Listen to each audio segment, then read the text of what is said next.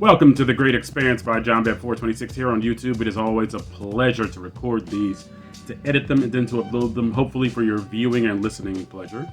Hopefully I make some great points. And of course, I always invite you guys to leave comments, write a dissertation if necessary, based on the videos that you've seen that I've produced. And today we're going to do a movie review. You already know that by clicking on the thumbnail.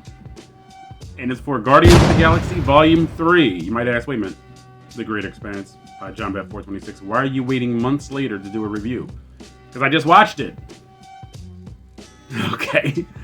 And so eventually I'll probably get around to watching Shazam! Fury of the Gods 2, if I can stomach past the first 7 minutes of the movie.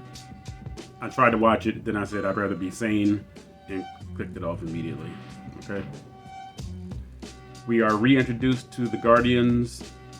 Peter Quill, Star-Lord, Rocket Raccoon, Drax, Nebula, Mantis, Groot, and of course Gamora. Now, Gamora, this is not the Gamora that we knew. This is the Gamora that was from 2014 who was displaced in Endgame.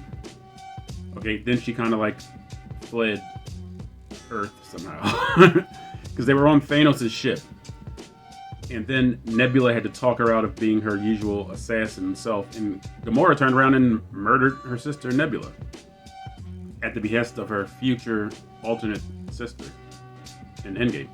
So Gamora is still out there on the fringes. Okay, and one of my issues, I'm not going to say it's a complaint, but one of my issues about the Guardians of the Galaxy Holiday Special was there wasn't any kind of real-time update on where Gamora was. Now, we learned from this movie that she was with the Ravagers. So we see Sylvester Stallone reprising his role as Stakar Ogord, I think it is. One of the original Guardians of the Galaxy. That's where Yondu came from. Played by Michael Rooker. He was one of the original Guardians of the Galaxy. I was looking for Ving Rhames to be Charlie 27, but there was no Charlie 27 in this. But anyway, we're once again back on Nowhere. Peter Quill is still mourning Gamora being gone. Okay. He wants to get her back. Baby, come back. You know. Drax is still a goofball. Mantis is still a goofball. Nebula is still Nebula, kind of dispassionate. You know, still wrestling with her identity as well because she's in an android body. She was trained by Thanos. She is the daughter of Thanos, and still trying to be a part of the Guardians of the Galaxy while still trying to be kind of away. That makes sense what I'm saying? So this movie is basically about the backstory of Rocket. Okay, I almost said a different name, but I won't say that till the end of the movie. Obviously, if you've seen it, you know why. And he was indeed a raccoon. Okay, so the movie starts, I don't know if it starts exactly, but you see a whole bunch of little raccoons. You see them in a cage in a holding area. You see a hand come out of the darkness, and only one raccoon turns and looks at it. So I'm like, that's Rocket. Rocket, excuse me, I said Racket. That's Rocket. So he's snatched up, okay. And as the backstory continues, it's almost like The Godfather 2, where there's the current storyline and then there's kind of the flashback storyline. The flashback deals strictly with Rocket and how he was altered by the High Evolutionary, played by Chukwudi Iwuji. I think that's his name. I think I got it right, too. Okay. So the back and forth is basically about how he was altered, how there was a whole bunch of genetic testing done on him, and he showed like a brilliance even as like a barely verbal sentient creature. Because the High Evolutionary was experimenting on all kinds of animals for his counter-Earth. Okay. And when he would inject this formula, the creatures would become very violent, then he would have to incinerate them because they weren't sufficient for his perfect colony. And so then Rocket is still looking at, you know, the process, and he points to like this little tube, this conduit, and he gives some kind of scientific explanation as to why the overly long and multisyllabic name for their protein isn't working on them. So we see that the High Evolutionary admires the brilliance in Rocket, and really he's admiring the brilliance in himself because he altered Rocket. Okay. So then we go to the current storyline. They're on Nowhere, okay, which was the former abode of the Collector. No. It wasn't the former abode of the Collector. It was, I think, Nowhere was the prison, I believe, that they were in the first one. But whatever, they leased it or bought it from the Collector in the holiday special, and now they kind of own it. It's their headquarters now, the Guardians of the Galaxy. So we see, Kraglin, who inherited Yondu's headpiece. We see Cosmo, the space dog. He calls her a bad dog because she did something, and for some reason that's like a running narrative through the movie, which was a waste. The Guardians are attacked by Adam Warlock, who, in my opinion, was criminally underused in this movie. Adam Warlock should not have been in this movie at all. Okay?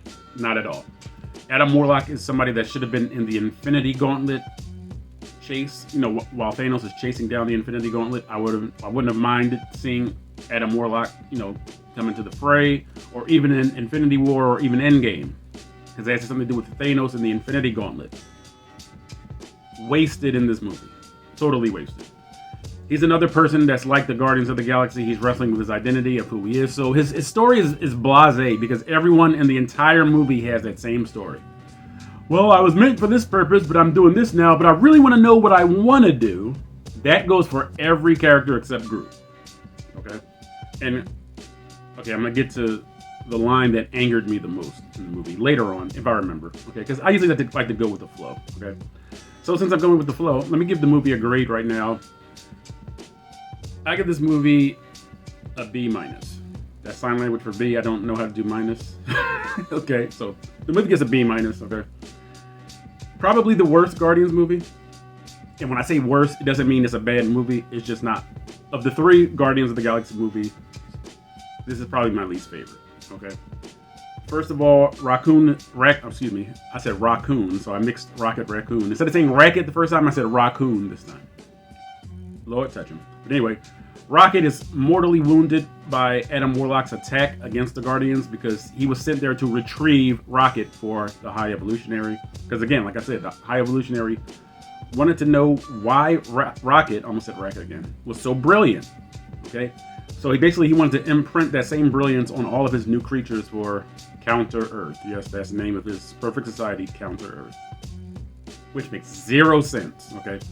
But this is a Guardians of the Galaxy movie, so some of it you kind of just have to turn your brain off for, and other parts you just invest in it emotionally, because it's only there for a dramatic effect a lot of the movie. To me, Drax is hilarious in this movie, okay? Because I felt like his shtick kind of got a little old in probably the second or third movie, but in this one, to me, I was laughing almost every time Drax was on the screen, because what he said was very well timed comedically, and Drax has a moment of, I don't want to say heroism, but it's not him just destroying something, even though he is Drax the Destroyer.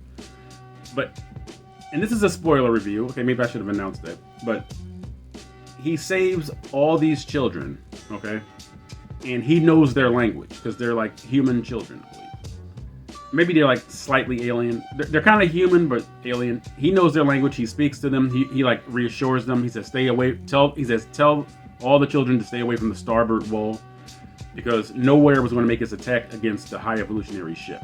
Okay, and I'm really skipping a lot because, to be totally honest, this movie was 2.5 hours and it was a little agonizing. It's too long. Pause.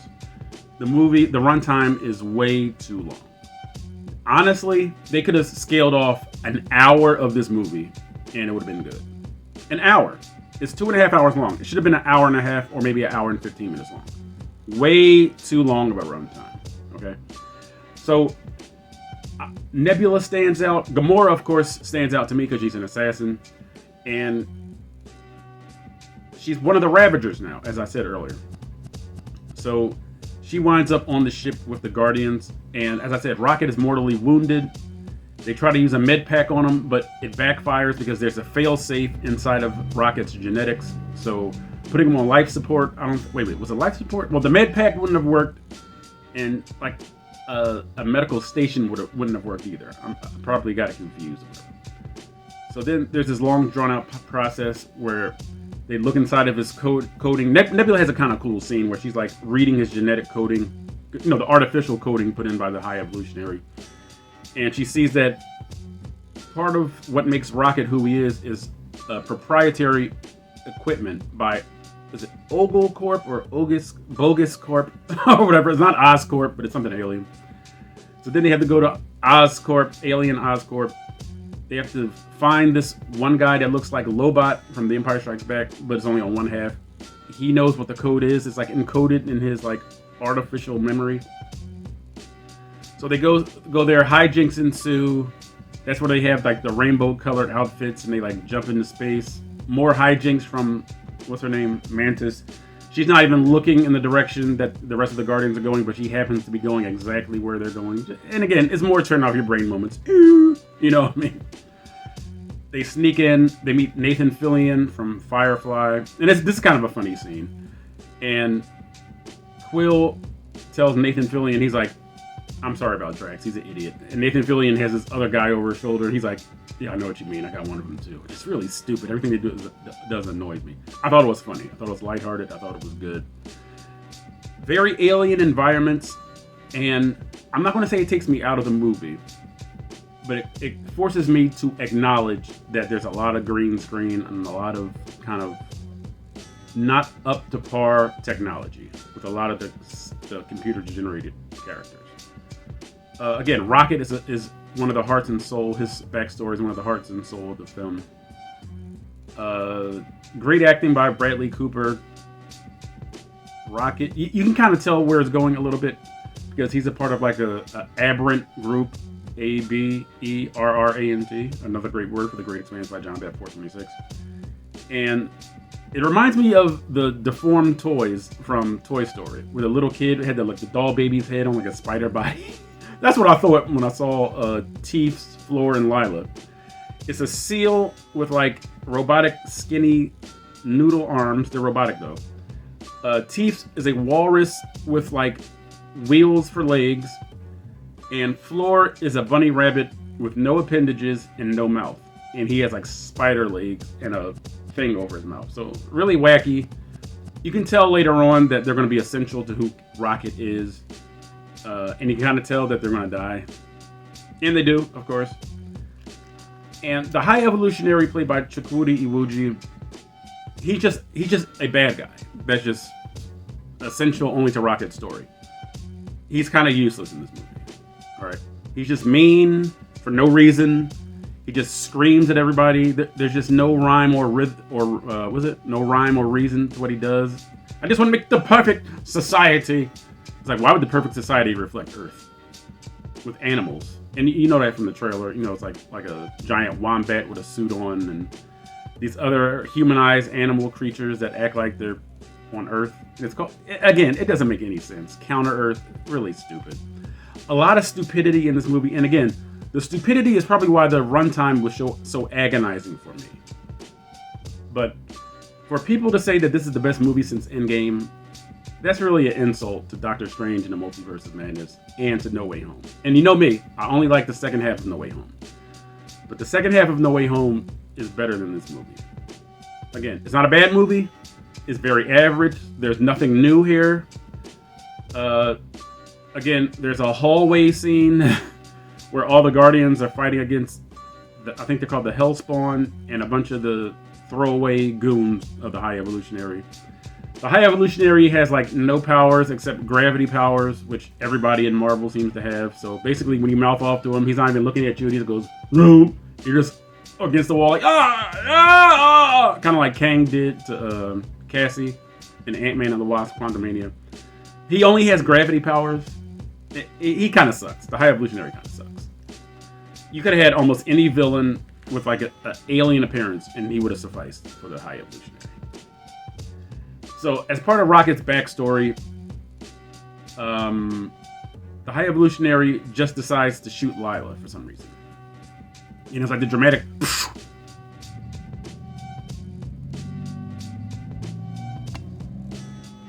Slump over. Say words that will resonate with the audience and the character that's holding your head before you die. Oh, there's the sky. Kind of lame. And then there's a firefight.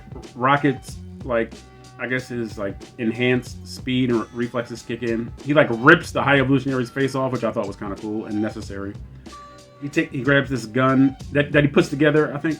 Wait, did he put the gun together or put the key to their cells together? I don't know. Either way, but he has a shootout, and somehow Teefs and Floor die in the process, and you don't really see it. So it's kind of like, all right, did like the laser blast from the High Evolutionary's goons like ricochet off the wall and kill them? You don't see them. All of a sudden he turns around and Teefs is dead and Floor is dead. You're just like, Okay, I guess they died in the firefight.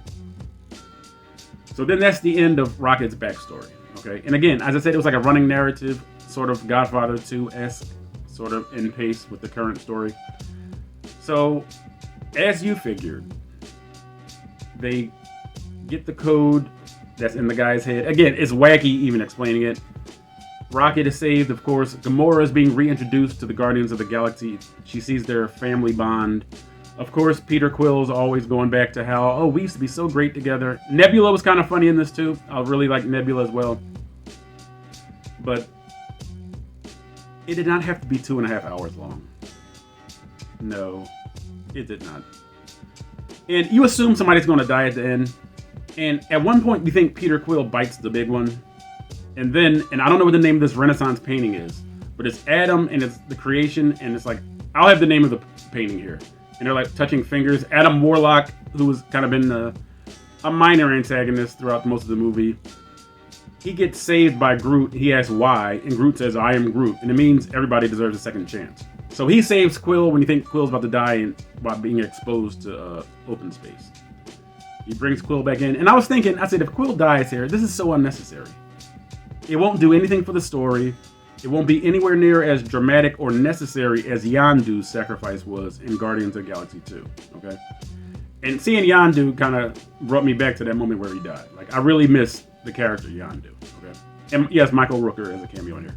Howard the Duck also has a cameo in this. Okay?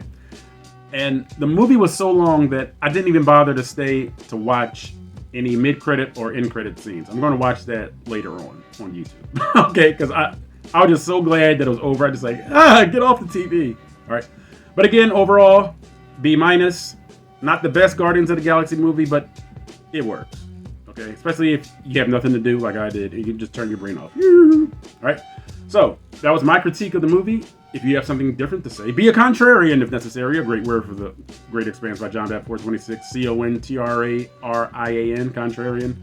Write your comments below. Write a dissertation if necessary to express why it's a great movie or why it's the best movie since Endgame or why it's the best Guardians of the Galaxy movie. You let me know what you thought of this movie and what my take on it was. Was I accurate? Did I have any valid points? All right. So join us again next time for our next movie review right here on The Great Expanse by John Bat 426. Do your part. Now do my part so that The Great Expanse by John Bat 426 can and will expand. It's in the name.